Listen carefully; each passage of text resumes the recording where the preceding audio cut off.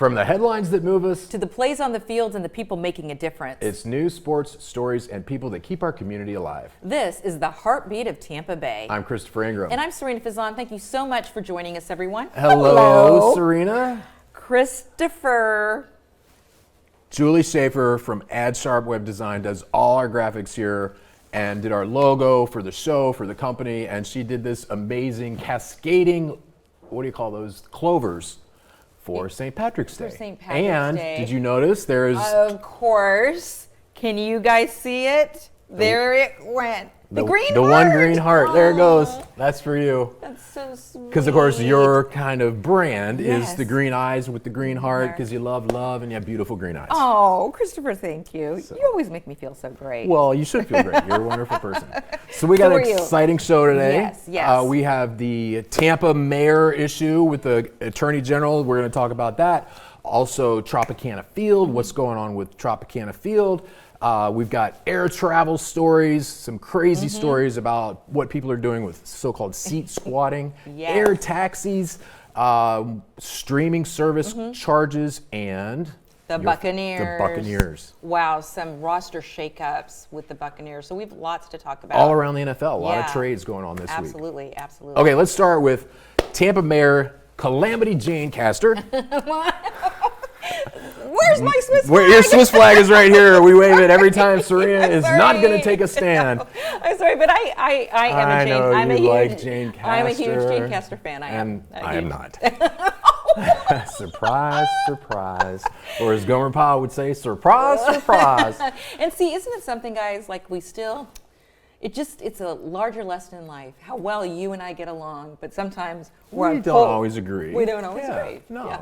All right, so the Attorney General of Florida, he has said that the city of Tampa is in violation of Florida statute, which says that a city will not provide sanctuary to people who are in our country illegally. Makes common sense, good sense to me, for sure.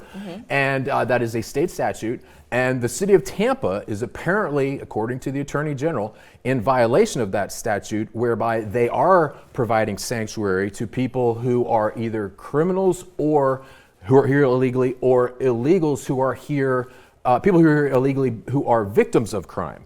So the statute says you can't give sanctuary to anyone who is illegally in our country. And Calamity Jane Castor and the city of Tampa have a specific order to the police that the police shall not cooperate with ICE officials, particularly when it is a victim of a crime who is here illegally. And the city's argument, Jane Castor's argument, I don't think this is TPD's argument. I think TPD would like to actually enforce laws. But the city's policy is such that they do provide sanctuary to people who are victims of crimes so that they don't fear reporting crimes. How about this? How about go back to your country of origin and come back here legally? Then if you're a victim of a crime, you have no concerns about being deported. I didn't even have to ask you.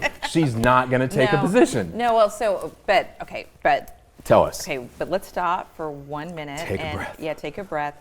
Because also with the story, I mean, it's really significant because what they're saying is also that the mayor could be removed from her position. No, it's really serious, clearly.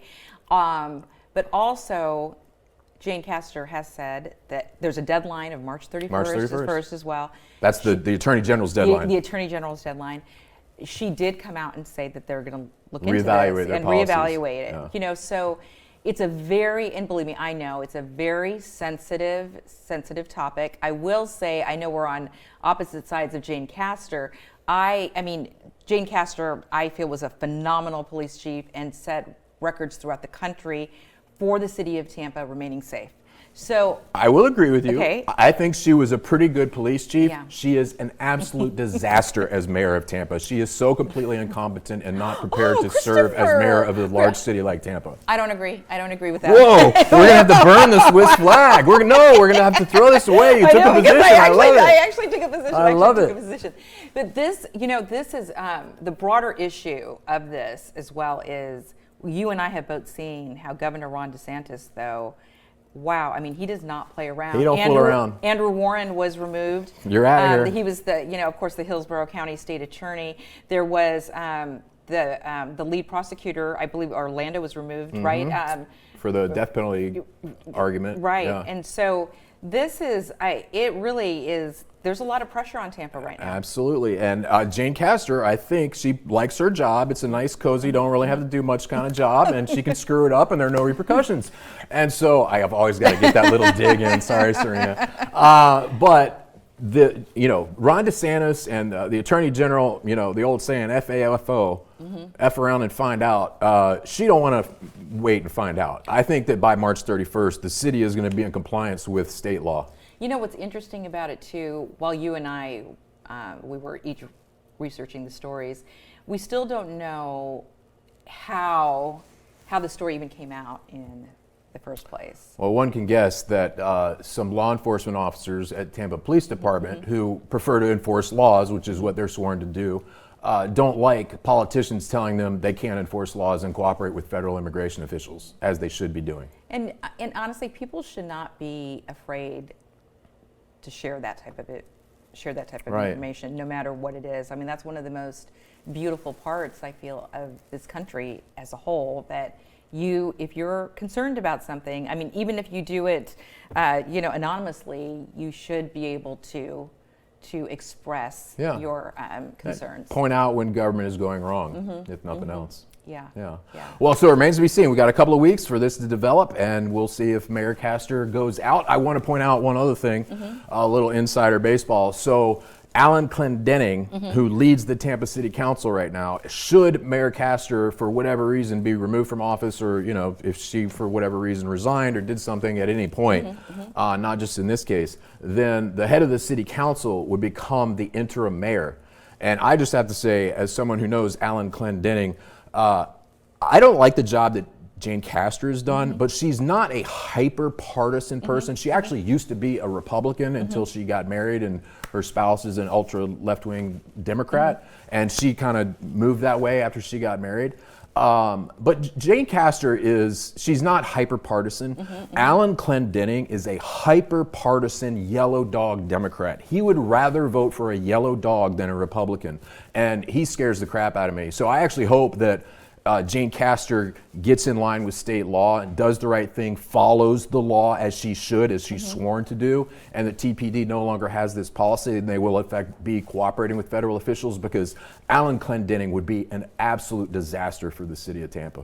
Wow, and you're very passionate about that, clearly. I mean, I know him well. Yeah. So wow. Well, it's certainly something that we're not only keeping a close eye on.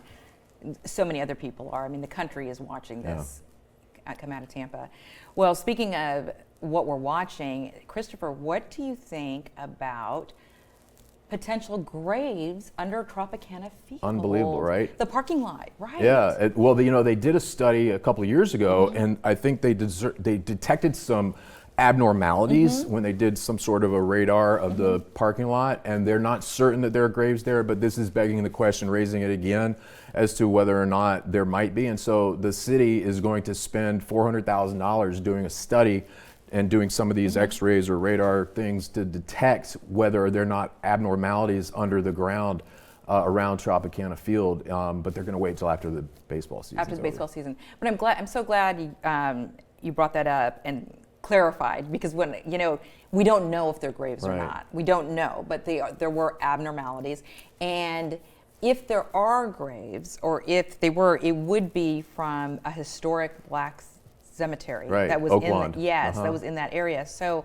it brings up also many historic questions, like do you feel that the city is doing the right thing by investigating? Forget about politics, forget about race, however you feel about different things in our society that affect different people differently. A grave is a very sacred place for anyone, regardless of what your religion is, your race, or anything.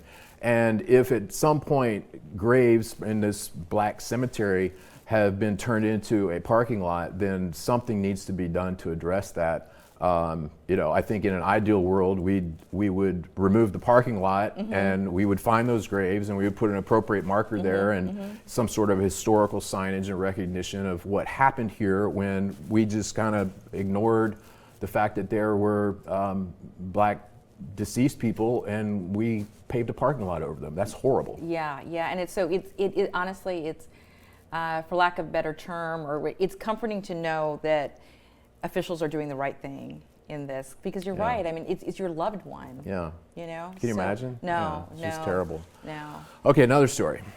Air taxis. Oh my God. Okay, when you first said to me, Sarina, let's look at air taxis today. He calls me Ree, though. Is that not the cutest nickname ever? I love it.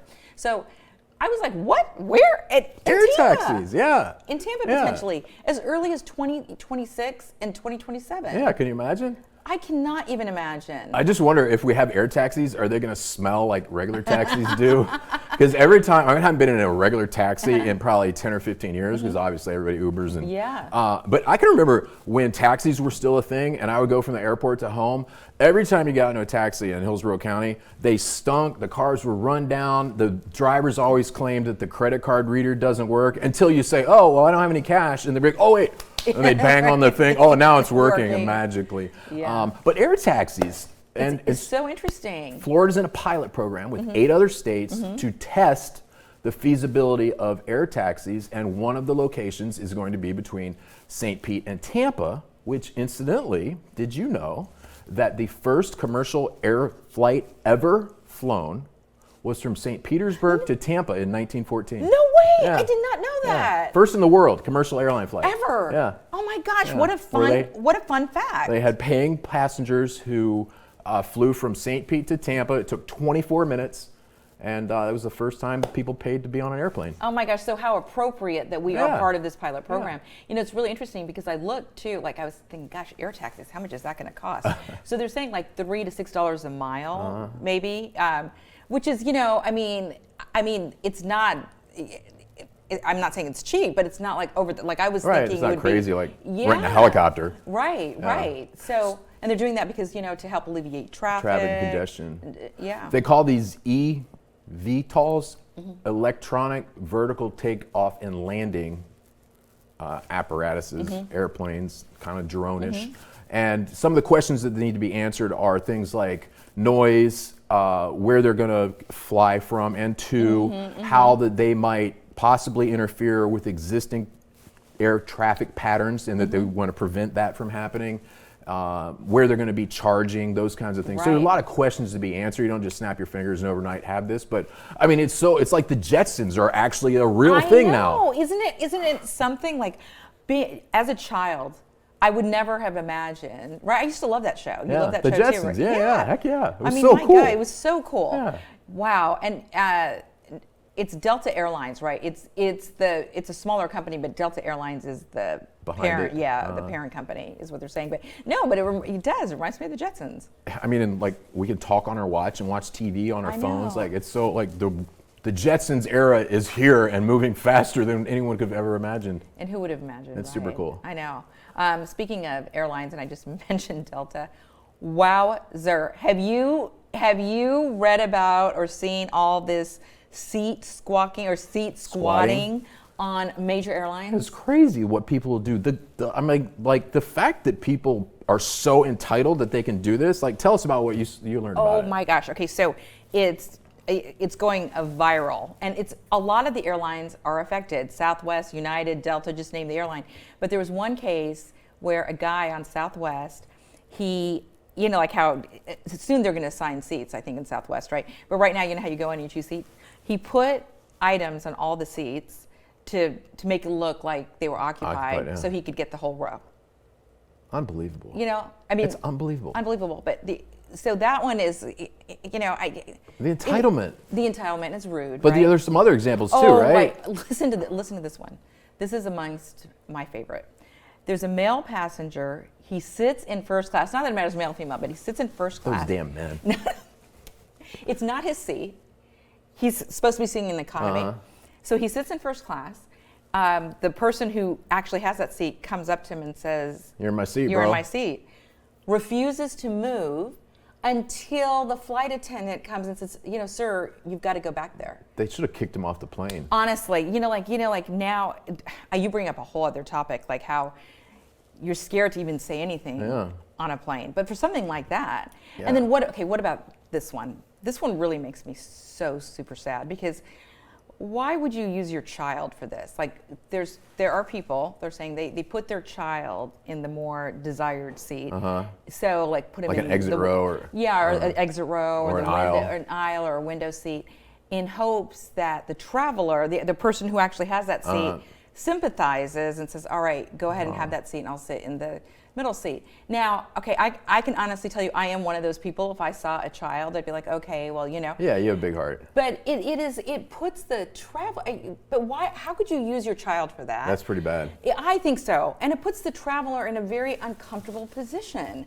You know, the person who actually has that seat. But it goes to the, I don't know, the mentality of some people. It's crazy. Again, I just keep using the word entitlement. I think people are entitled. So I got a question for you. What's your thought on putting the seat back? Okay, so I honestly, I'm 5'6", right? So if there's someone tall, really tall behind me that's already maybe kind of uncomfortable, I don't ever put my seat back. You don't? Do you like size them up first and see if they're short or tall? If it's a child, then maybe I might a little bit. I guess I'm conscientious of that.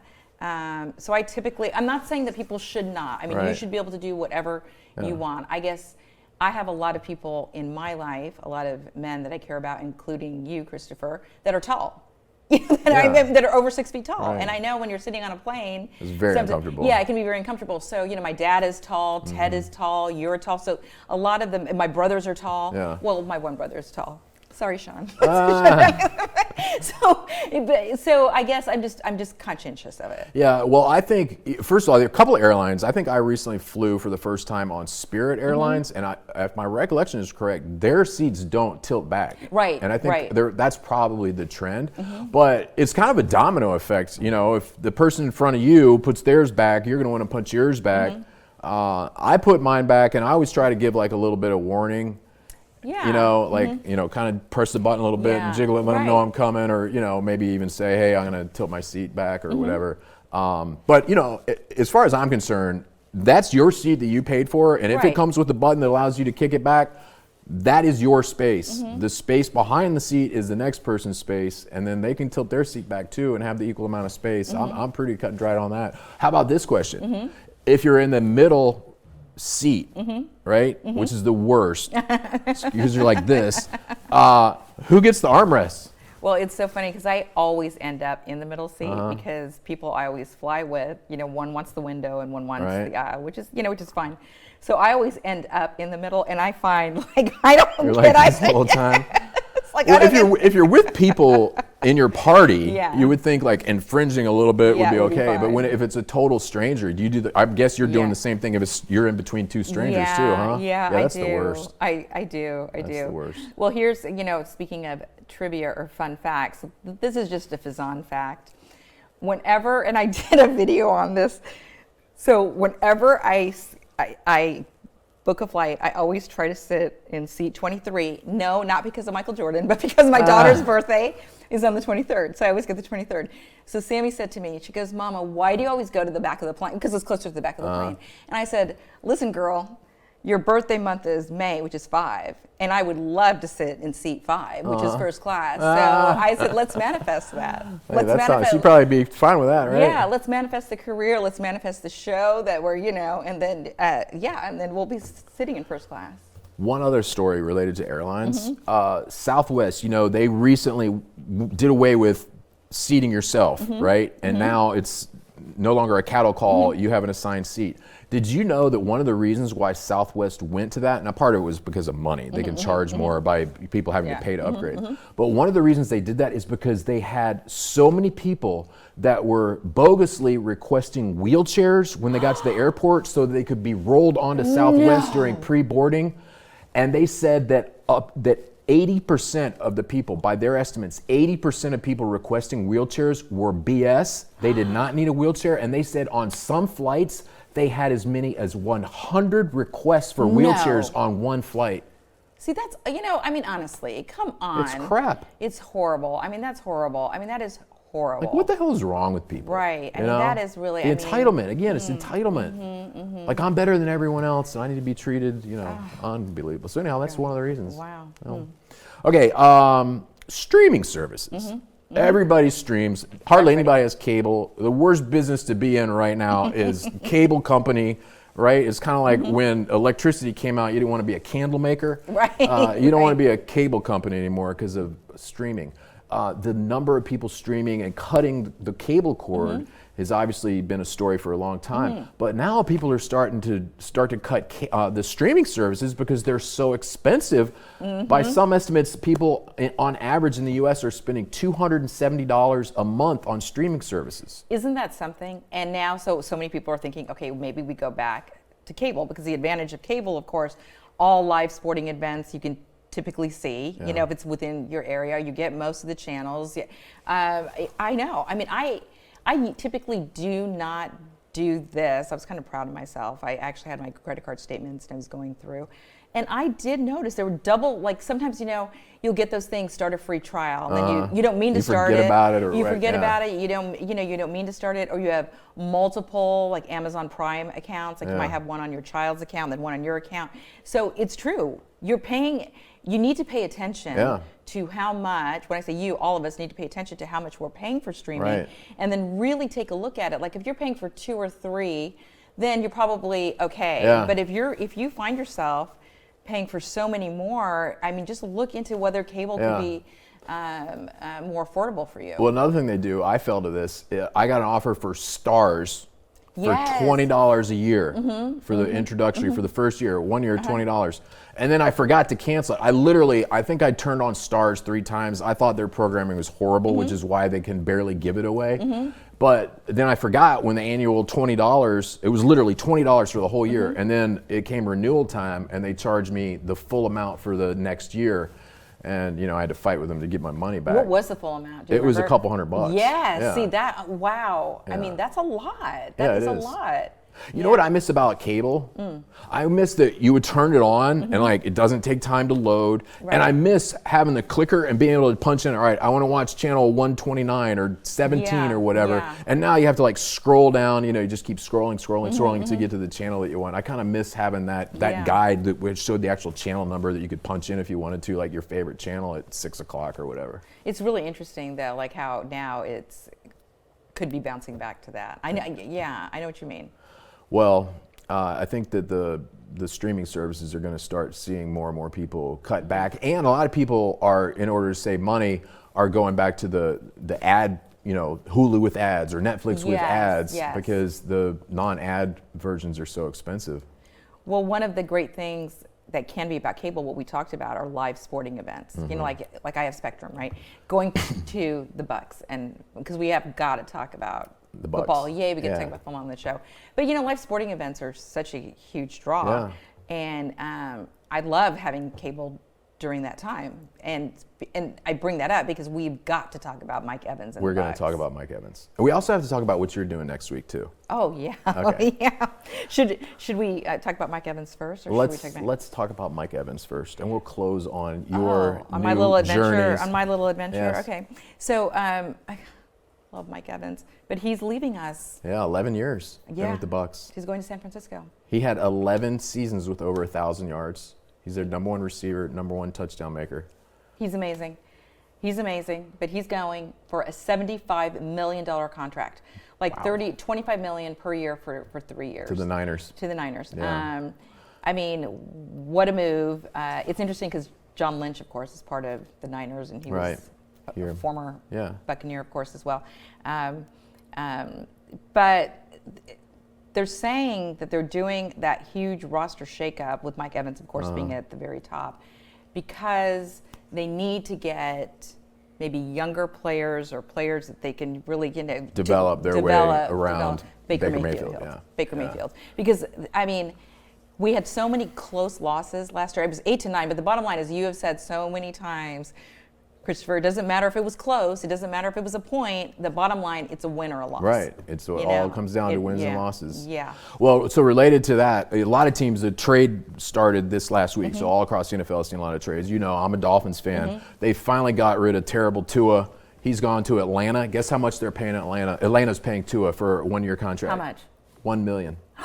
Get it out. That's it? Or whatever the minimum, maybe it's like 1.4. It's league minimum. Wow. But the reason why they're able to do that, because I mean, Tua, even though he was horrible last year in Miami, and I'm glad that they got rid of him, he's worth more than league minimum. Right. But because of the way that his salary was structured, his contract with Miami Dolphins, Miami has to pay him $99 million to get rid of him. No way. $99 million of dead money that goes against the cap. Okay, so they have to pay him $99 million. It's so, I mean, clearly then, I mean, 99, then he accepts it for Atlanta. $1 million. Yeah. And of course, I mean, when you're still healthy at that level, I know he didn't play well for Miami, but you want to stay in the game. Yeah. You want to stay in the game. And so it's like, okay, he gets the 99 already, so. And Miami picked up Malik Willis from the Green Bay Packers. He was there last year, and the year before that he was at Tennessee. And I think he got like a 3-year, I don't know, $50 million contract. I'm not exactly sure, but money. So what do you think of him, though?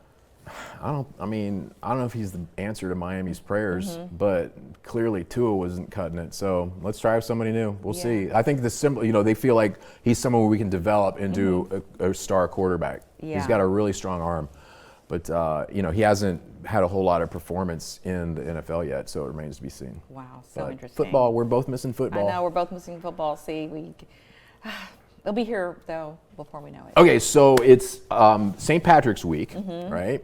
And Yes. you are going on another trip. I know, it just gotta happen. You should be going to Ireland. I know, I should be going to Ireland. But you're going to tell us. I am telling you. I've never been to Ireland, though, so that's on the bucket list. But so I actually am blessed to go. We're going to Amsterdam for a couple days, and then Bologna, Italy. Bologna. Yes, it's one of the food capitals of the world. The foodie capital of the world, one of them. And Buddy, our amazing director, producer, the director, he has called me so sweet. He said that I'm like an international correspondent. Yeah, so we're gonna get you absolutely. live on the show next week. Absolutely, let's talk about. We got the link ready for you, Yeah. and so you want me to tell you what I'm going to ask you? Yeah, sure. So you're going to be in Bologna. Yeah, in Bologna. Right? Where you're going to have great food.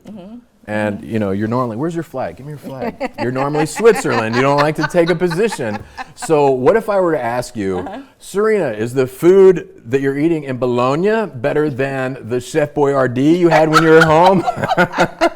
Are you going to wave the Swiss flag, or are you going to own up to they got better food in Bologna? I may have to wave the red flag. No, of course not. I mean, that was so funny that when you asked me that before. Or who was it that someone said, Christopher, you're going to ask her that question? Yeah. Because Chef Boyardee, I think maybe you should.